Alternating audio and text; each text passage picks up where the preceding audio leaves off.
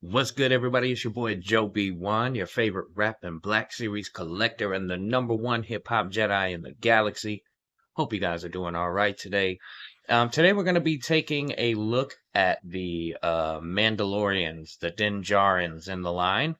Not a comprehensive evolutionary list or anything, but just kind of a general, look from past to present and a comparison of such. So, anyways, guys, I appreciate you for joining me today. Hopefully, this video helps out any new collectors or folks that might not know.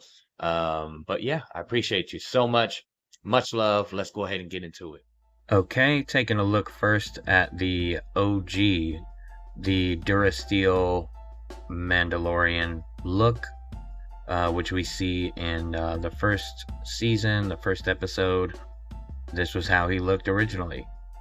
And we have had since quite a few repaints of this body, which we'll show one in just a second, but it still has pretty good articulation, stands well, looks cool, but doesn't quite have the same silhouette, doesn't really cast the same shadow, I guess you could say, on the shelf. Just like it's just the size and proportions aren't quite right, but it looks good. A lot of really good paint on this thing. I think it's a must-have, but ultimately, for a long time, this was the Beskar Mando that we had in the line, and it's a good figure. Same pretty much as the other one. Obviously you got the jetpack there, you got the you can kind of see the shinier stuff and lots of paint hits and stuff there on the chest. I was trying to move it closer for you, but it's a great figure. It looks good, but you'll see as we take a look at the newer ones some of the differences. But I've kept this one just to keep on the shelf. I've got kind of a random mix-up shelf where I put some of my random Star Wars figures, I guess you could say. Once I've upgraded and stuff, some of the older ones I like to keep, and some of them I pass on to friends of mine and stuff. But moving on, we'll take a look at on the right you have the Glavis Ringworld version, and on the left you have the Mines of Mandalore version.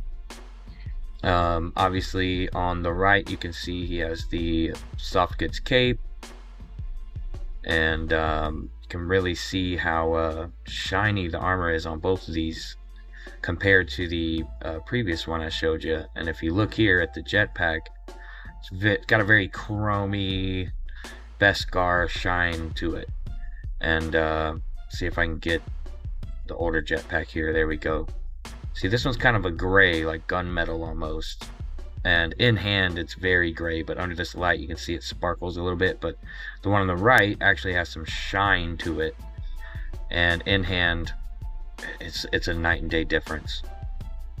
But obviously you've got that, and this one looks good. I mean, the proportions are better, it looks beefier, bigger. And then this one, you see I had some paint blemish or something on the chest, but I didn't make an issue out of it. But yeah, it's fantastic. Real quick, you can see that you do get this boot knife with the Glavis Ringworld. It does come out, and you could, it's a little vibro knife or what have you see him fight with, which is a nice little addition there. So you can see you got it here also on the Mines of Mandalore version. But something that the Glavis Ringworld doesn't have is a removable charge. I can't remember what these are called. Charges, I guess. Grenades, I'm not sure. But they look really cool. It's neat to have one that's removable. I mean, it's not painted or anything other than being the Beskar color, but that they didn't advertise that feature. So it's kind of a cool hidden feature. I think I remember seeing Corellian Collectibles maybe show that off first, perhaps. But yeah, it's pretty sweet. Both of these come with the Darksaber. Obviously the Mines of Mandalore one doesn't have the soft goods cape, doesn't come with the jetpack, So, you know, same figure with less accessories. But anyways, we'll take a look here at the original to its best evolutionary form, from Durasteel to Glavis Ringworld, Din Djarin. And both of these are fantastic. They look cool even standing next to each other, but you can tell the difference in size and proportions, especially across the chest and, you know, the legs, everything. Here's a quick photo. And I appreciate you guys for tuning into the video today. It really means a lot to me. Y'all have a great day. Thank you. All right, y'all. It's pretty obvious to see a lot of the evolution, you know, and it's cool to see some variation between the new ones, you know. My favorite, and a lot of people's favorites, obviously the Glavis Ringworld. It's one of the best 6-inch Din Djarin Mandalorians that we have. You know, there are other lines that have a lot more accessories and stuff, but the silhouette and the shadow that this thing casts, the way that it looks on the shelf, is just fantastic. So, you know, and then of course, you know, the soft goods cape and all that stuff is really great. But the other cool thing is the stuff that, like on the Mines of Mandalore, they added that little hidden feature they didn't advertise, and that's pretty cool too.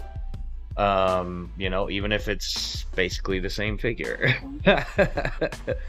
But anyways, guys, I'm gonna go ahead and get out of here. I hope you enjoyed the video. If you're still watching, if you made it this far, first of all, thank you, and second of all, consider hitting that like, drop a comment, subscribe if you haven't yet, and show some love, not only here on the channel but in your day-to-day life. You know, spread it around to everybody. All right, guys, I'm gonna go ahead and get out of here. Much love. May the force be with you. This is the way.